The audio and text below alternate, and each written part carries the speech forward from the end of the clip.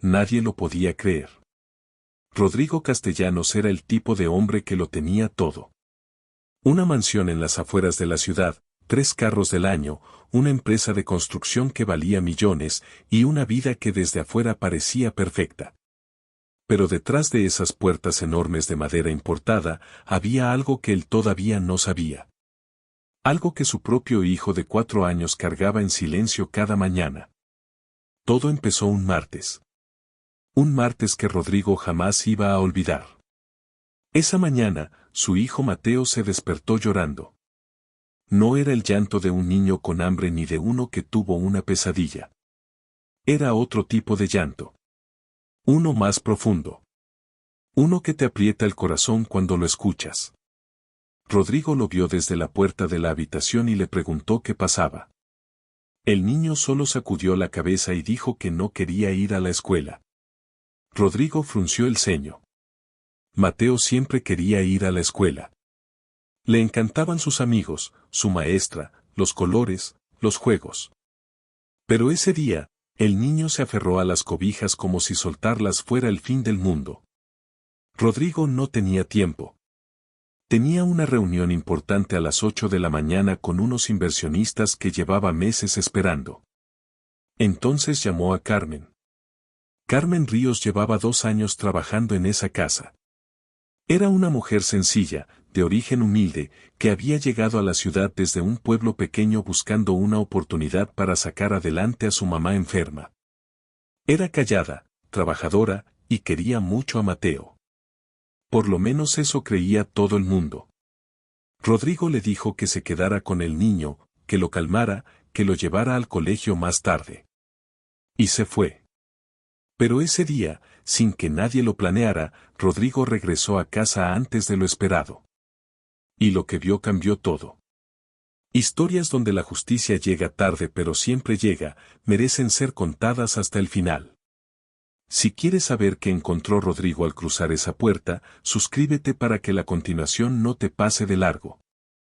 Rodrigo llegó a su reunión, pero algo no lo dejaba concentrarse.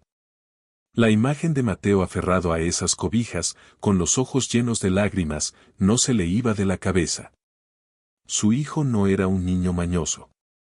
Nunca lo había sido. Desde pequeño era alegre, curioso, de esos niños que se despiertan corriendo y preguntando cosas. Entonces algo no cuadraba. A las 10:30 de la mañana, Rodrigo le dijo a su socio que tenía que retirarse. No dio muchas explicaciones. Solo tomó su saco, agarró las llaves del carro y salió. Algo por dentro le decía que tenía que volver a casa. No sabía por qué. Solo lo sentía. Mientras manejaba, recordó cosas que había ignorado en las últimas semanas. Pequeñas cosas que en su momento no le parecieron importantes. Que Mateo había dejado de comer bien.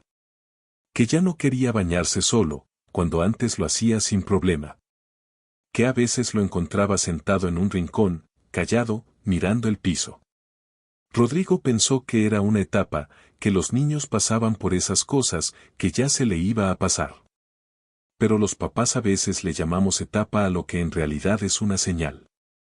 En esa misma casa, mientras Rodrigo manejaba de regreso, Mateo estaba sentado en la cocina. Tenía el uniforme puesto pero no había desayunado. Carmen estaba frente a él con los brazos cruzados y una expresión que ese niño de 4 años conocía muy bien. Una expresión que le helaba el estómago. No era enojo. Era algo peor. Era frialdad. La clase de frialdad que te hace sentir que no importas, que eres un estorbo, que nadie te va a creer si hablas. Carmen le dijo en voz baja, sin gritar, que se comiera el desayuno o que se iba a arrepentir. Mateo agarró la cuchara con la mano temblorosa y empezó a comer despacio, mirando la mesa, sin levantar los ojos. Afuera, el carro de Rodrigo ya estaba entrando a la calle privada. El niño no sabía que ese día, por fin, alguien iba a llegar a tiempo. Lo que nadie sabía, ni siquiera la señora que limpiaba la casa 3 veces por semana, era que Carmen Ríos tenía una vida completamente diferente a la que mostraba cuando había adultos cerca. Cuando Rodrigo estaba en la oficina y la casa quedaba en silencio, Carmen se convertía en otra persona. No era la mujer amable y dedicada que sonreía cuando le preguntaban cómo estaba Mateo. Era alguien distinta. Alguien que usaba el poder de estar sola con un niño de 4 años para hacer cosas que ningún niño debería vivir jamás. No eran golpes.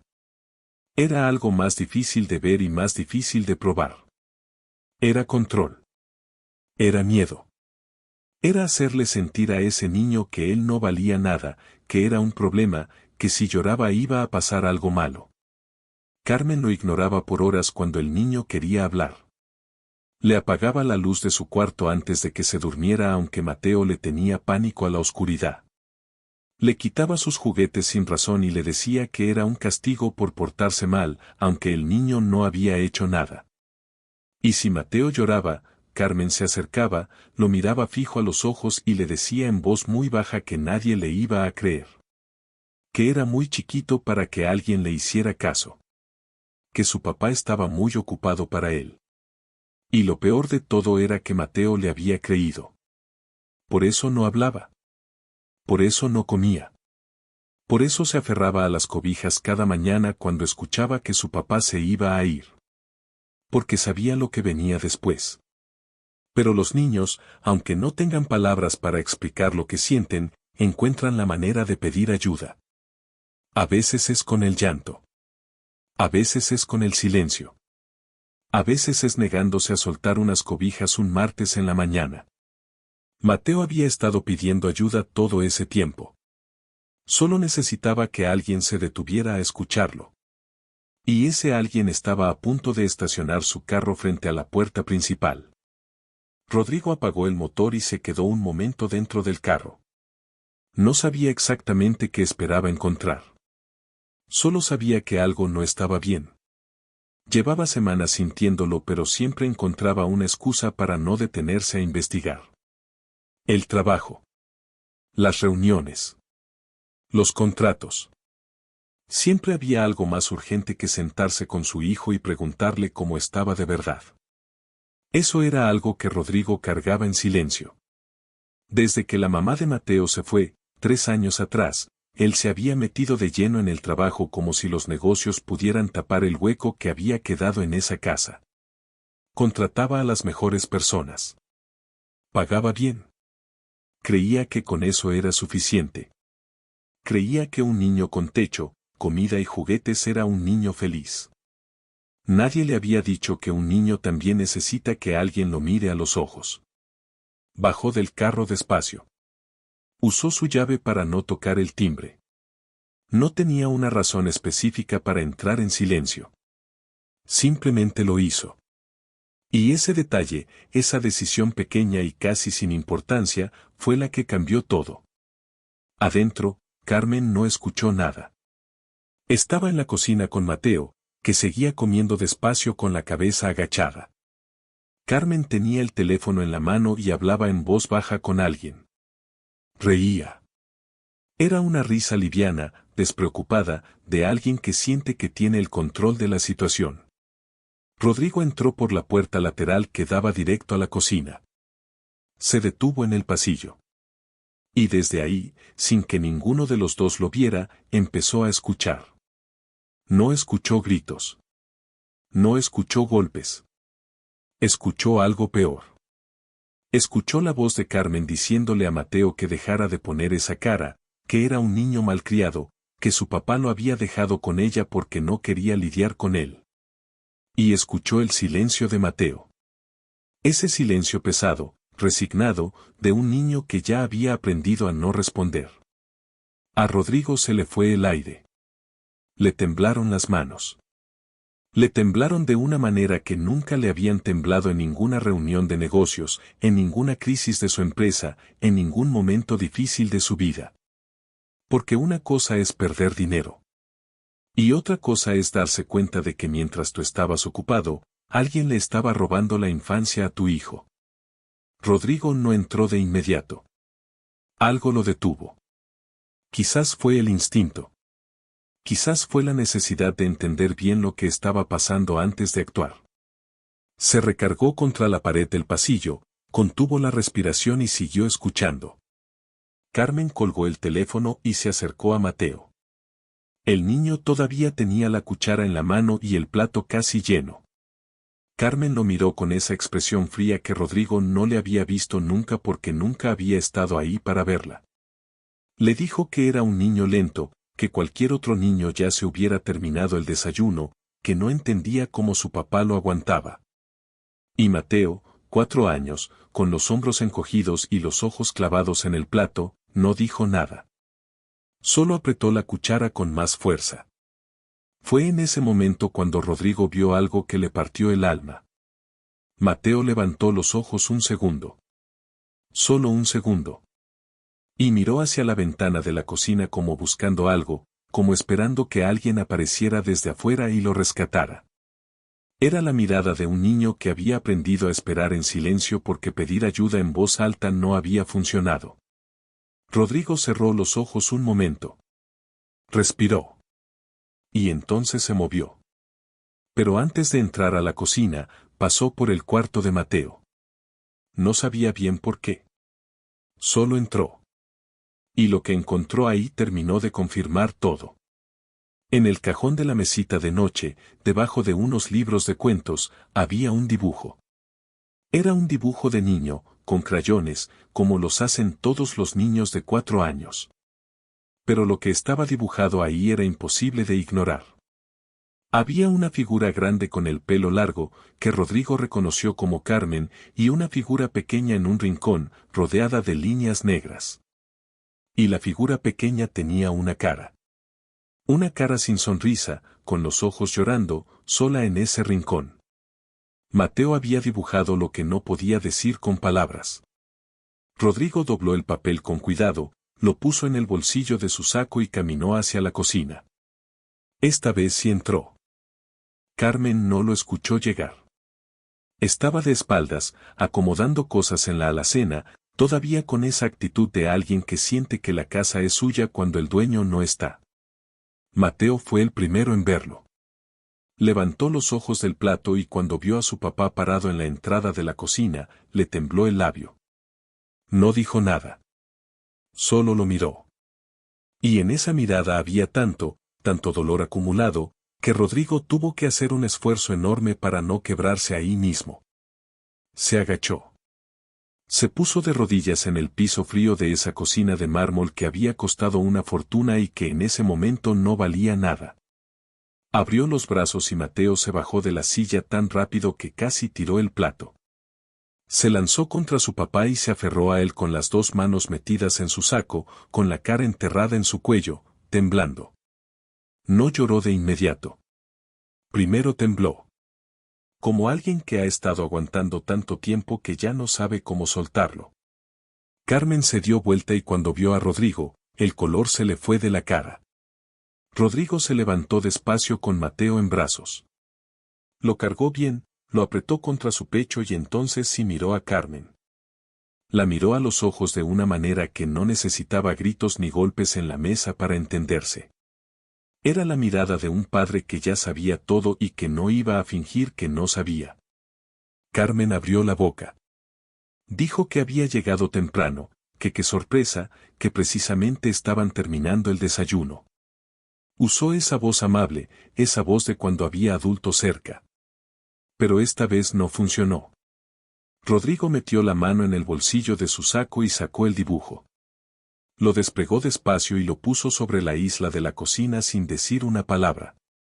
Carmen lo miró. Y por primera vez en mucho tiempo, no supo qué decir. Entonces Rodrigo habló. Con voz tranquila. Con voz fría. Con la voz de alguien que no necesita levantar el tono para que el otro entienda que todo terminó. Le dijo que recogiera sus cosas. Que tenía 20 minutos. Que no quería escuchar explicaciones ni disculpas ni historias.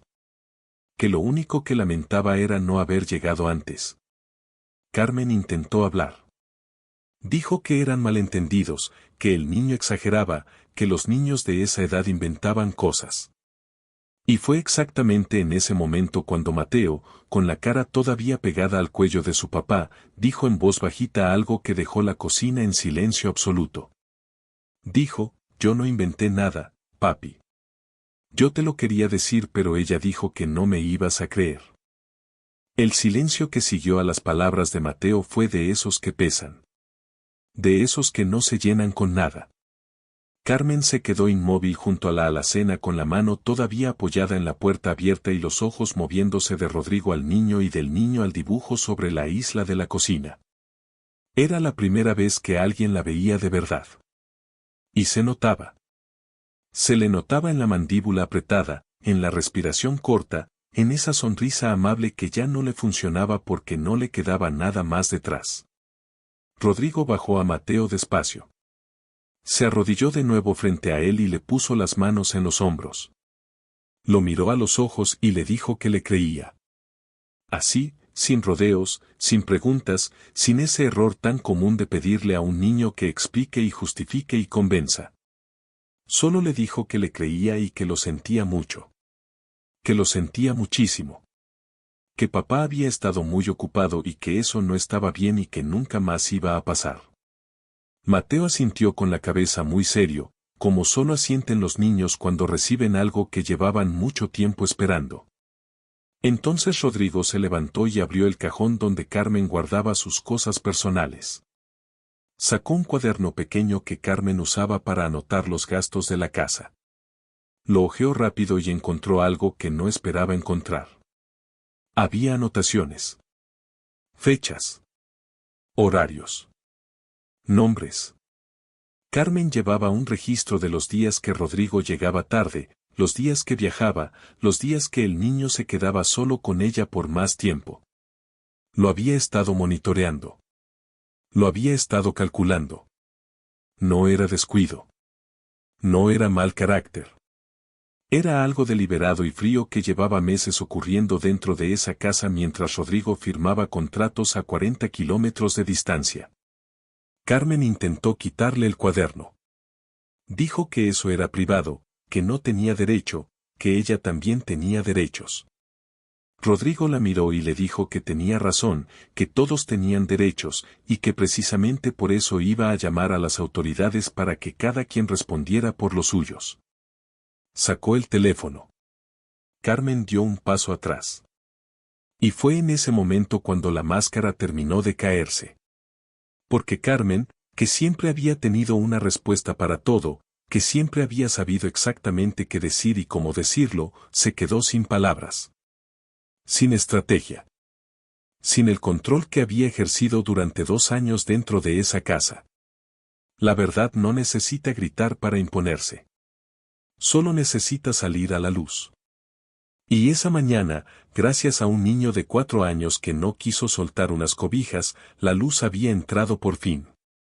Carmen dio otro paso atrás y chocó contra el fregadero.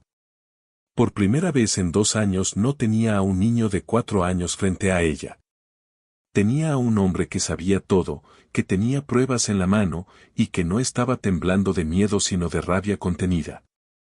Y eso era algo para lo que Carmen no se había preparado nunca. Empezó a hablar.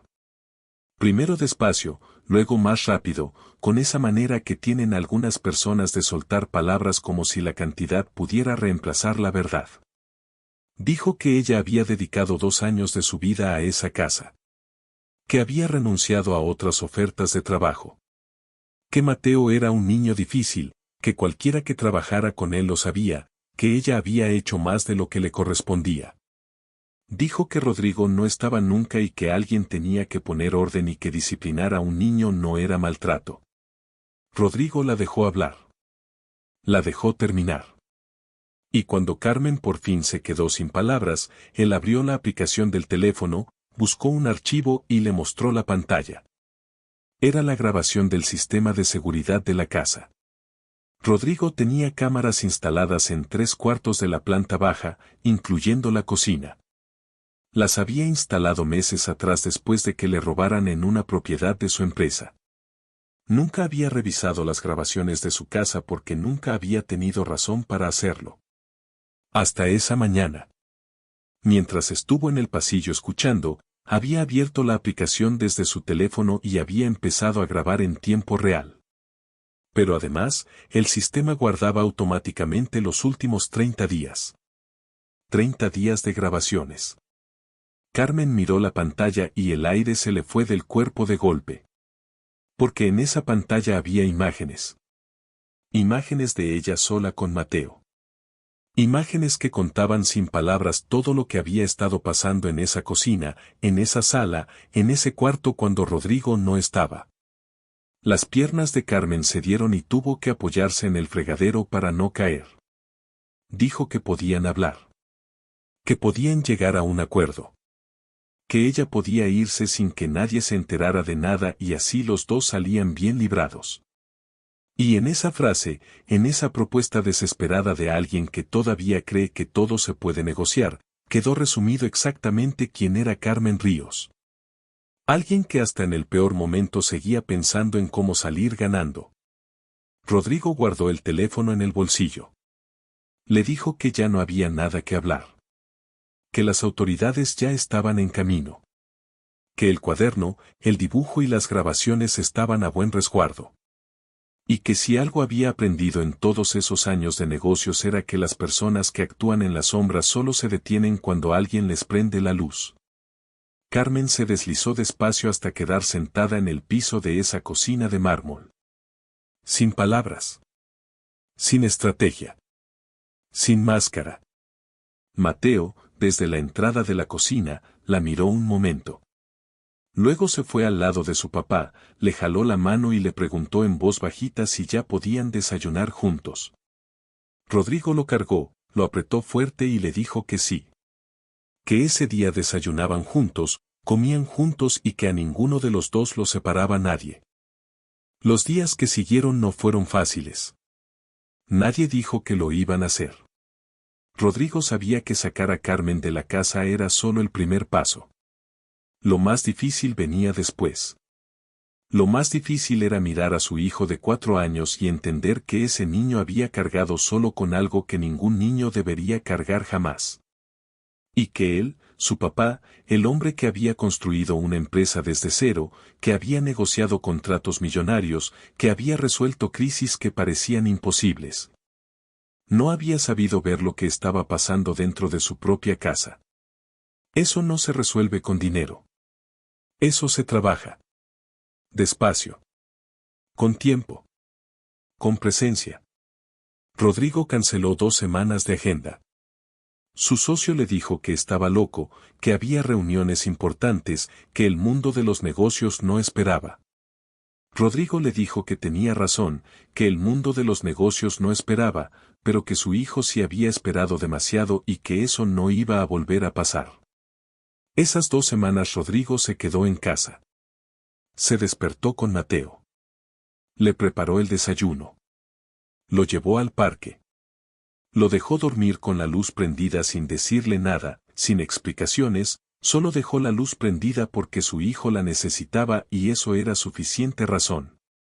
Le compró crayones nuevos y papel blanco y se sentó con él a dibujar en la mesa del comedor que antes solo usaban para las cenas de negocios. Mateo no habló de Carmen de inmediato. Los niños procesan las cosas a su manera y a su tiempo. Pero un día, mientras dibujaba, levantó los ojos y le preguntó a su papá si siempre iba a volver a casa. Rodrigo dejó el crayón. Lo miró. Y le dijo que sí. Que a veces iba a llegar tarde pero que siempre, siempre iba a volver. Que nunca más iba a haber nadie en esa casa que le hiciera daño. Que él le creía todo lo que le dijera y que nunca tenía que guardarse nada. Mateo lo pensó un momento con esa seriedad que tienen los niños pequeños cuando procesan algo grande. Luego asintió, agarró el crayón verde y siguió dibujando. Esa tarde, por primera vez en mucho tiempo, dibujó una figura sonriendo. Las autoridades procesaron el caso con las pruebas que Rodrigo entregó. Carmen enfrentó consecuencias legales que no pudo negociar ni evitar. El cuaderno, el dibujo y las grabaciones hablaron por Mateo con una claridad que no dejó espacio para dudas. Algunas personas del círculo social de Rodrigo se enteraron de lo que había pasado y nadie podía creer que esa mujer tan amable, tan presentable, tan recomendada, hubiera sido capaz de algo así. Pero así funcionan algunas personas. Se cuidan mucho de lo que muestran cuando hay adultos mirando. Y se aprovechan del silencio de quienes no tienen voz para defenderse. Rodrigo aprendió eso de la manera más dura. Y decidió que no iba a quedarse callado. Habló con otros papás de la escuela de Mateo. Les contó lo que había pasado, no con detalles morbosos sino con honestidad. Les dijo que revisaran las cámaras de sus casas. Que le preguntaran a sus hijos cómo se sentían. Que no esperaran a que el llanto fuera demasiado fuerte para prestar atención. Algunos lo escucharon. Algunos no. Pero Rodrigo cumplió con decirlo.